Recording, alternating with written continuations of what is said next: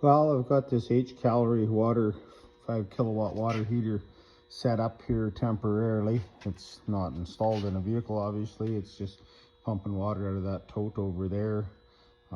That's another heater actually right there beside it. But anyway, it's drawing its water through that blue hose and up through its water, pumping into the heater and then discharging the warm water out of there back to the tote. Got a temporary jug of fuel down there, my fuel pump line running up suspended, antenna for the remote control, and that's about it. Brackets just clamped on with a pair of vice grips, and if I push and hold the power here, this will activate the heater. So now it's come on. You can hear the fan starting up and the water pump. If I go down to here, there's the amps being drawn out of the battery as the glow pin warms up.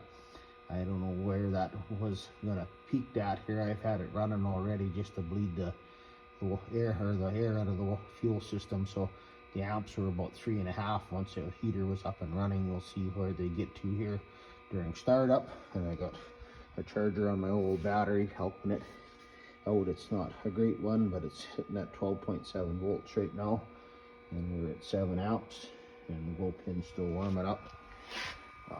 Compared to the famous brand heaters, I will say the wire harness on this isn't near the quality of an Espar or Webasto wire harness. It's probably going to be suitable, but it's not as heavy duty or as well protected.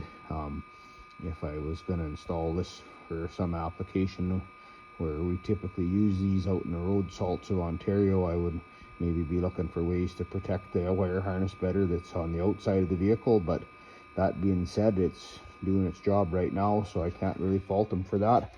The air intake on this heater makes a lot of noise. It's high pitched, and putting the pipe on it did help quiet that down. I didn't take a decibel reading prior to that, but it's about 78 decibel standing right next to the heater. Makes quite a bit of noise. So anyway, we're up to 10.4 amps here now, and the combustion fan 10.6 is just starting to ramp up. The fuel pump should start ticking here. It's doing its thing, stroking. And I actually had to undo it and put a clamp on because it was leaking fuel just coming out of the pump. So we probably have an air bubble in here now that might cause the heater to flame out.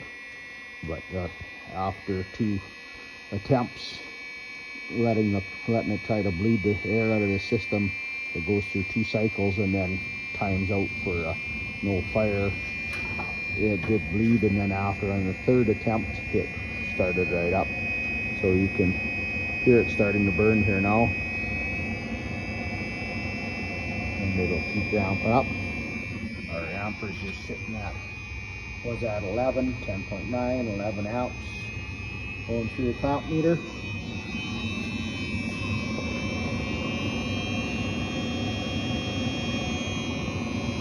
It looks like it's gonna do its job. We're gonna let it run here for a while and put some time on it and see how it does. That's a big tote of water there, near 250 gallons, so I would imagine we won't have to worry about it heating up to the almost 80 Celsius is where it shuts itself off. I think it switches to low in the mid 60 Celsius range someplace from high power to low power. But anyway, we will wrap this up at that. We're down, our glow pin must have shut off. Now we're back down to 2.7, 2.8 amps. So the burning is stabilized, and the heater's in its normal operation mode now.